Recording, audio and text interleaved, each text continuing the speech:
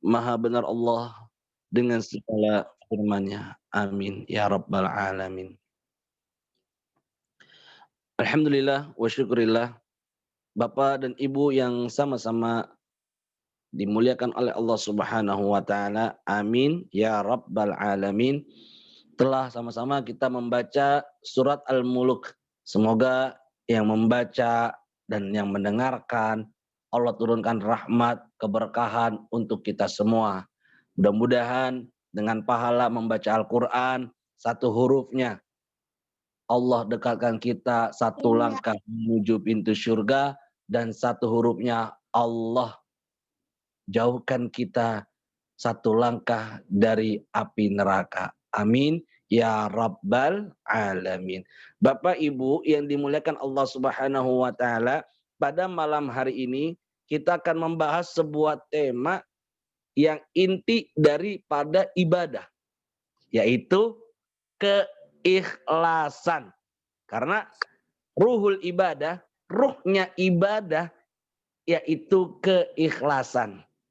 Diterima atau tidak diterimanya sebuah ibadah itu dimulai dari keikhlasan. Maka itu pada malam hari ini kita akan belajar tentang bagaimana spirit untuk ikhlas. Waduh. Ya Bu, pasang telinganya, matanya jangan ngantuk, Bapak boleh ngopi, Ibu boleh nyusu, boleh makan, yang penting menyimak dengan baik. Insya Allah. Saya membawakan sebuah hadis. Hadis ini sahih. Ada 3 golongan ketika berada di depan Allah Subhanahu wa taala. Di sebuah pengadilan Allah Subhanahu wa taala. Orang yang pertama datang ketika di dunia dia berjuang di jalan Allah. Dia mengangkat senjata untuk membela agamanya Allah. Orang ini mujahid, orang ini pejuang, rajin untuk ikut berperang saat itu. Sampai Allah Subhanahu wa taala bertanya kepada seorang pejuang ini, "Wa ma amilta?" Apa yang kamu lakukan selama di dunia? Apa jawaban orang tersebut? "Ya Allah, bukankah bajuku yang berlumuran dengan darah ini menjadi saksi aku adalah orang yang membela agamamu. Aku hunuskan pedang kepada musuh-musuhmu. Aku hunuskan pedang kepada orang-orang kafir yang membangkang akan ajaranmu." Allah katakan, "Kadzabta. You are liar." Wah, bahasa Pademangannya tuh keluar. Kamu pendusta, kamu bohong. Engkau berjuang di jalanku, engkau menuju medan perang, membunuh musuh-musuhku, membunuh orang-orang kafir. Engkau bukan ingin mendapatkan pahalaku, tapi engkau ingin disebut sebagai seorang pejuang. Bukan karena Allah, tapi ingin mendapatkan gelar seorang pejuang. Artinya dia lakukan pahala yang besar itu, amalan yang besar itu semata-mata karena mata manusia. Semata-mata karena ingin dipuji oleh manusia. Apa Allah Subhanahu wa taala katakan? Allah panggilkan malaikat lalu diseretkanlah seorang pejuang ini masuk ke dalam neraka. Orang yang pertama. Orang yang kedua, masih semangat lu mendengarkan? Orang yang kedua datang di hadapan Allah. Allah tanyakan dengan pertanyaan yang sama. Wa ma amilta fiha? Apa yang sudah kamu lakukan di dunia ini? Kata orang yang kedua, "Ya Allah, orang manggil saya kiai. Ya Allah, orang manggil saya ustadz. Orang nyebut saya ulama. Tangan saya dicium bolak-balik. Pulang bawa berkat." Nah, pulang bawa berkat, ustadz. "Aku ajarkan agama kepada orang-orang. Aku ajarkan Al-Quran kepada hamba-hambamu yang tidak mengerti. Itu aku lakukan semata-mata mengharapkan ridhamu. Apa jawaban Allah Subhanahu wa taala? Kadzabta. You are liar. Engkau pendusta. Engkau mengerjakan amalan ini. Engkau lakukan mengajar. Engkau ajarkan orang-orang bukan untuk mengharapkan imbalan pahala dariku. Tapi engkau ingin disebut sebagai seorang alim. Dalam satu riwayat disebutkan seorang qari. Allah suruh malaikat membawa orang ini bukan masuk ke dalam surga, tapi digerek dia ke dalam api neraka. Orang yang nomor 2. Orang yang ketiga datang. Yang terakhir. Allah tanyakan dengan pertanyaan sama dengan orang yang nomor 1 dan nomor 2. Wa ma amilta fiha. Kamu melakukan apa saja di muka bumi? Orang yang ketiga jawab, ya Allah, aku infakkan hartaku untuk anak yatim piatu, untuk membangun pondok pesantren, membangun jalanan, membangun jembatan di pelosok-pelosok. Aku bantu orang-orang miskin, aku bantu orang-orang susah. Itu aku lakukan karena ingin mendapatkan ridhamu.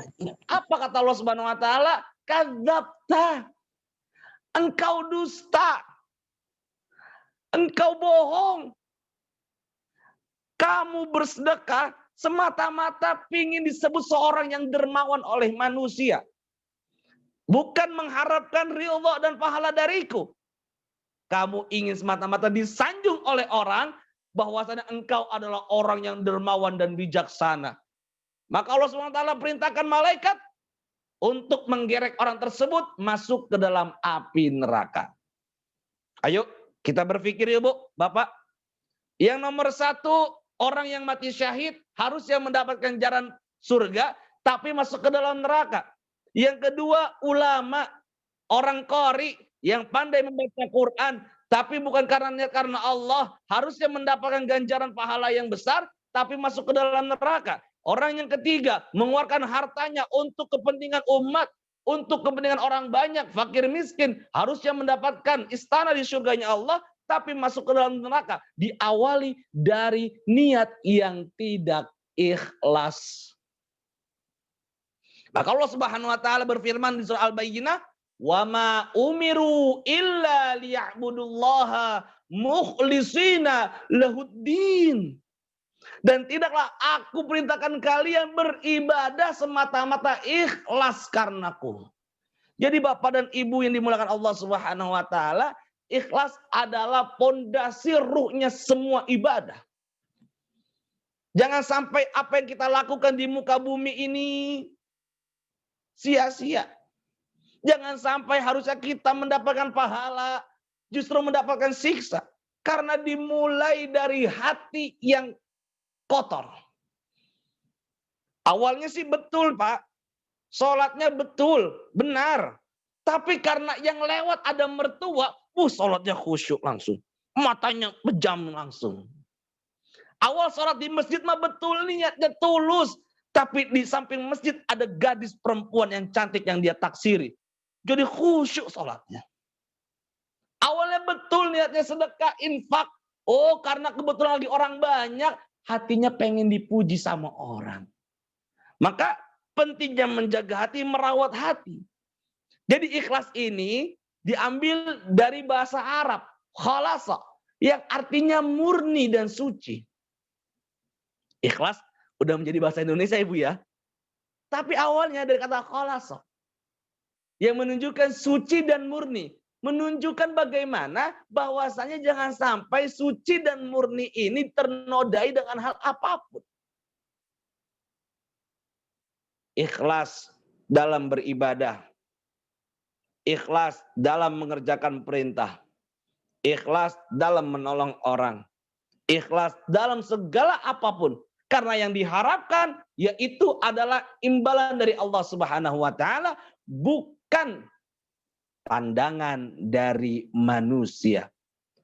Satu hadis sallallahu alaihi wasallam bersabda Nabi sallallahu alaihi wasallam, "Su'ilan Nabi Sallallahu alaihi wasallam anil ikhlas. Nabi ditanya oleh sahabat, apa itu ikhlas? Maka Nabi sallallahu alaihi wasallam bertanya, sa'altu Jibril alaihi salatu wassalam anil ikhlas. Saya bertanya kepada Jibril. Jibril bertanya lagi kepada Allah. Apa jawaban Allah Subhanahu wa taala? Qala sirrun min sirri istautu qalba man ahbabtu. Ikhlas itu sebuah rahasia dari rahasiaku yang aku titipkan di hati orang-orang yang aku cintai. Jadi ikhlas menempatkan tempat yang sangat rahasia. Tidak ada satupun orang yang tahu kecuali Allah yang mengetahui siapa hambanya yang dicintai. Jadi Bapak dan Ibu, ikhlas dalam ibadah terutama. Ulama sufi membagi 3 tentang keikhlasan dalam beribadah. Yang pertama, ada orang yang beribadah layaknya seorang pedagang. Layaknya seorang pedagang. Orang berdagang itu mau rugi apa mau untung, Bu? Ya mau untung, masa mau rugi? Ada orang yang model ibadahnya, kata ulama, kayak pedagang. Maunya untung terus, gak mau rugi. Jangan sampai balik modal, maunya dapat keuntungan.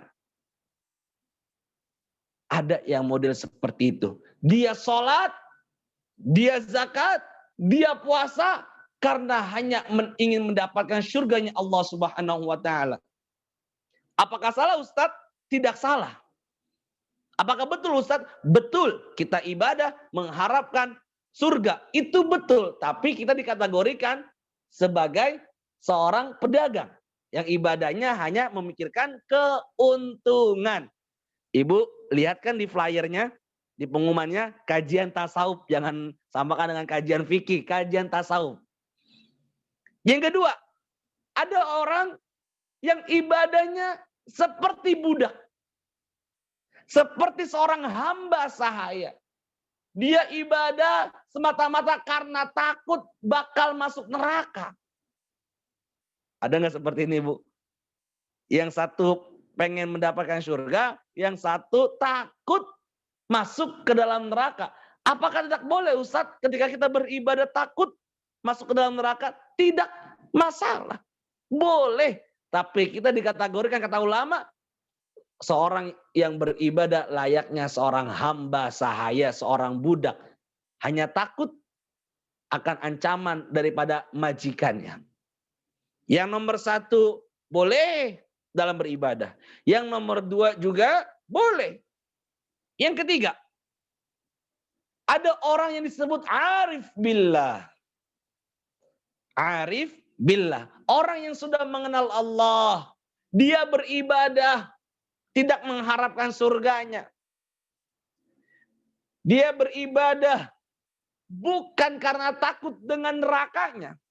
Tapi dia beribadah semata-mata karena sebuah cinta dia kepada Allah Subhanahu wa taala. Entar Allah masukkan ke dalam surga atau neraka, itu nomor sekian. Yang penting dia ibadah karena didasari dengan sebuah cinta. Masya Allah. Kalau kita kasih gambaran saja, ilustrasi saja Bu ya.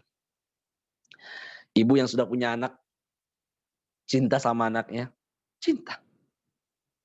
Anak minta mainan. Ibunya padahal lagi nggak punya uang.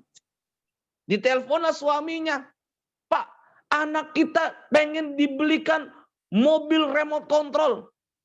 Kebetulan bapaknya belum gajian. Apalagi bansosnya belum turun. Apa yang dilakukan oleh ibu? Dia rela pinjam uang, berhutang demi menggembirakan hati anaknya karena didasari dengan cinta. Betul, Bu? Karena cinta. Sama orang ketika dia beribadah karena cinta kepada Allah, yang ada di pikirannya adalah Allah, Dia tidak menghiraukan apa perkataan manusia. Manusia mau mencemooh, terserah. Manusia ingin menjelek-jelekan, bodoh amat. Manusia ingin menjatuhkan harga dirinya, biarin aja. Dia beribadah seolah-olah dia benar-benar cinta kepada Allah Subhanahu wa taala. Untuk mendapatkan rasa cinta itu, dia tidak pedulikan ocehan, nyinyiran orang-orang. Masya Allah. Saya cerita sedikit boleh, Bu? Ketika saya berapa kali menjadi seorang pengurus masjid sampai detik ini, saya perhatikan di tengah-tengah masyarakat kita, ini lucu tapi unik. Ketika menjadi seorang pengurus masjid, ibadahnya rajin, pengajiannya rajin, datang ke masjidnya tepat waktu, on time. Pakaiannya rapi ketika masuk masjid, ketika menjadi pengurus masjid. Tapi mohon maaf, 1000 maaf. Ketika masa jabatannya habis, tidak terpilih lagi menjadi seorang pengurus masjid, boro-boro mau ke masjid. Boro-boro kenal masjid. Boro-boro masuk masjid. Kenapa? Karena dia ibadah bukan karena Allah, dia ibadah karena menjadi seorang pengurus masjid. Banyak kejadian seperti ini. Dan saya sudah riset beberapa di kampung-kampung, terkhusus di Jakarta Utara, banyak orang-orang yang model seperti ini.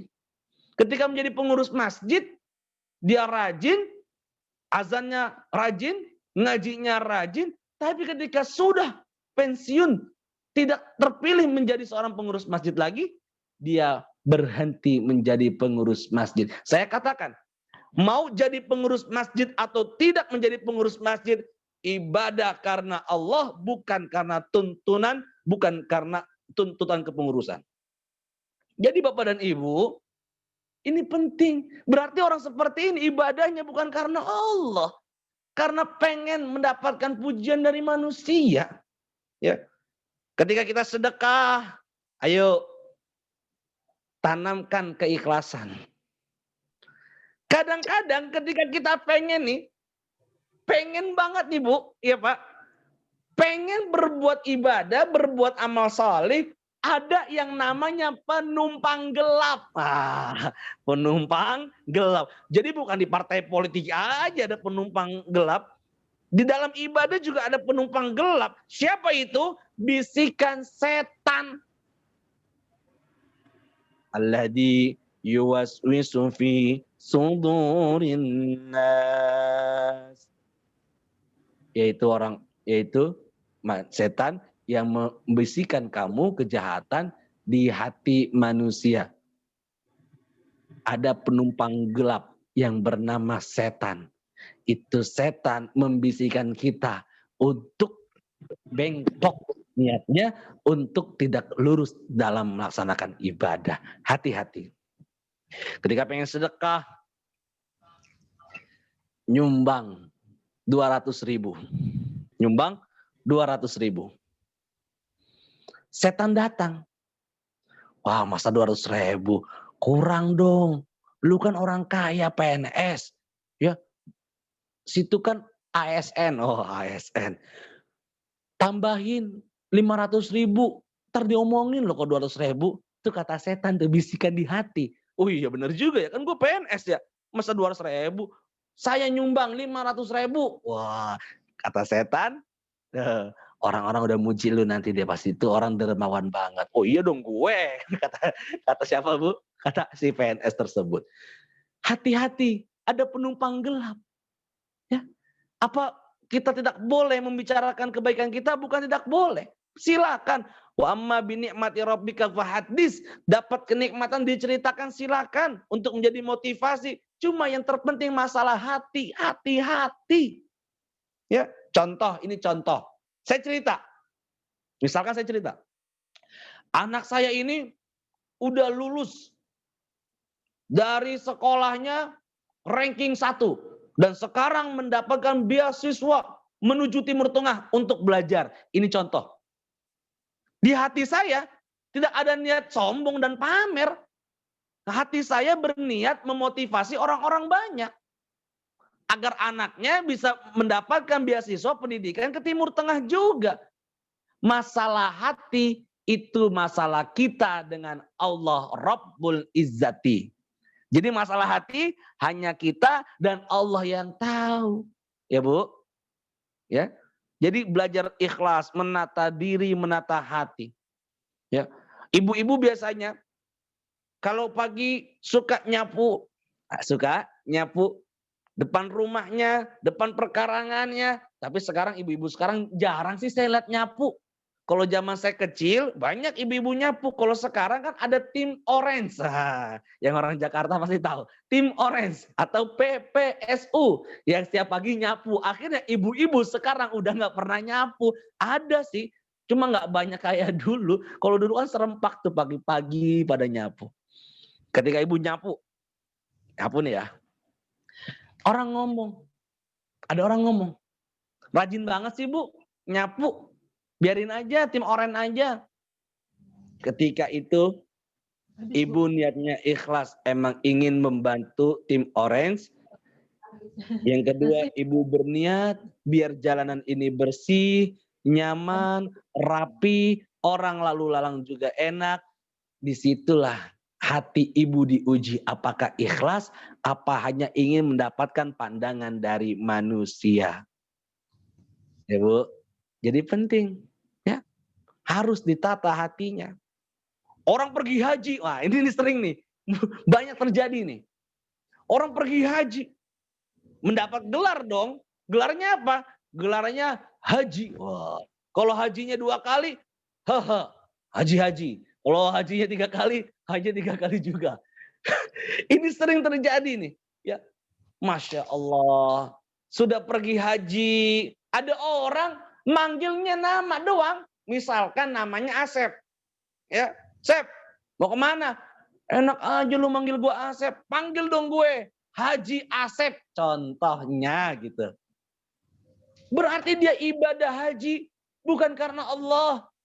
Kalau hanya sebuah panggilan haji saja, Masya Allah, kita cuma mendapatkan panggilan itu di dunia, tapi tidak mendapatkan pahala di surga. Ya Bu, ada orang nggak dipanggil haji, nggak nengok. Ada orang nggak dipanggil Bu Haji, marah. Ada orang lucunya begini, ditanya sama orang misalkan, Ibu mohon maaf, namanya siapa? Nama saya Hajah. Wow, hajahnya paling kencang. Ada orang kayak begitu. Ayo dong belajar ikhlas. Emang nama kita awalnya cuma biasa. Saya, mohon maaf pribadi, nggak dipanggil Ustadz nggak masalah. Berapa banyak orang rumah saya manggilnya Ri aja, hari-hari aja nggak masalah. Nggak marah saya. Emang nama saya Hari. Ayo belajar. Kok nggak dipanggil Ustadz marah dia orangnya? Enggak, biasa aja. Kalau dia nggak dipanggil Pak, nggak dihormatin dia marah, jangan, nggak usah. Orang mau panggil apapun kita berjalan aja. Ikhlas saja. Ayo menata diri, menata hati. Ini penting sekali Bapak dan Ibu. Karena amalan kita akan rusak di awal dari hati yang tidak baik. Amalan kita akan menjadi sirna begitu saja karena dimulai dari ketidakikhlasan. Ayo belajar ikhlas. Hari ini yang sedang sakit, ayo belajar ikhlas menerima. Menerima. Itu sudah takdir dari Allah Subhanahu wa taala yang harus kita jalani. Ada orang kan nggak ikhlas menerima sebuah keadaan. Dikasih sakit, menghujat mulutnya. Menyalahkan Allah. Nauzubillah summa nauzubillah. Kita ikhlas. Kita berserah diri kepada Allah Subhanahu wa taala. Beberapa banyak ada sebagian pasien kita yang sering ikut kajian Zoom ini sudah pulang ke rumahnya dan mereka biasanya WhatsApp saya pagi-pagi, Pak Ustadz saya mau pulang, ya doakan saya di rumah diterima banyak orang, lalu di pekerjaan bisa masuk kembali. Alhamdulillah saya ikut senang karena mereka berapa banyak yang WhatsApp saya minta doa, WhatsApp saya minta nasihat bagaimana untuk menjadi pribadi yang lebih baik. Alhamdulillah Mereka semua banyak yang sudah sehat dan pulang kembali ke rumah. Dan Bapak dan Ibu yang hari ini sedang nonton kajian, tetaplah berikhlas. Berserah diri kepada Allah Subhanahu wa taala. Maka itu kita hari ini belajar ibadah ikhlas, sedekah ikhlas, sholat ikhlas, berbuat baik ikhlas. Dan sering nih kita mohon maaf. Kalau kita baik sama orang, kita maunya ngungkit aja baunya. Kita maunya disebut terus. Jangan. Jangan. Contoh, saya bantu orang 10 juta. Orang itu lupa sama saya. Saat itu saya punya kesusahan. Lalu orang itu nggak bantu saya. Orang itu lupa apa sering kita ucap yang keluar dari mulut kita. Dulu lu pas lagi susah, siapa yang bantuin kalau bukan gue? Ada nggak kayak gitu, Bu? Ada nggak? Iya. Tuh lihat tuh anaknya, kalau bukan karena gue bisa sekolah nggak? Jangan berarti kita sebut, kita ungkit, disitulah sirna amalan kita. Padahal kejadiannya udah 2 tahun yang lalu. Udah Allah catat sebagai sebuah pahala ketika kita mengungkit kebaikan itu kepada orang lain. Karena kekesalan kita, di situ amal kita nol. Sia-sia. Jadi Bapak Ibu yang dirahmati Allah Subhanahu wa taala, malam hari ini kita belajar ikhlas. Kalimatnya sederhana, tapi penerapannya begitu purna, begitu istimewa. Jadi Bapak Ibu, mudah-mudahan Allah SWT menganugerahkan kita hati yang ikhlas dalam segala hal apapun. Bapak Ibu yang dirahmati Allah Subhanahu wa taala, itu saja yang bisa Al-Fakir sampaikan. Jangan lupa jaga kesehatan, makan yang banyak, sholat 5 waktu, berdoa, berzikir, berserah diri kepada Allah Subhanahu wa taala. Insya Allah cepat sehat dan cepat sembuh. Tetap berpikiran husnuzon, berpositif thinking kepada Allah Subhanahu wa taala. Dan jangan lupa pagi besok akan dilanjutkan kembali kajian oleh Ustadz Ahmad Roziki. Waktunya jam 9:30. Bapak dan Ibu yang ingin bertanya sebuah konsultasi agama, boleh langsung via WA yang tertera di flyer pengumuman setiap kajian kami. Itu saja. Billahi taufik wal hidayah. Wassalamualaikum warahmatullahi wabarakatuh. Waalaikumsalam warahmatullahi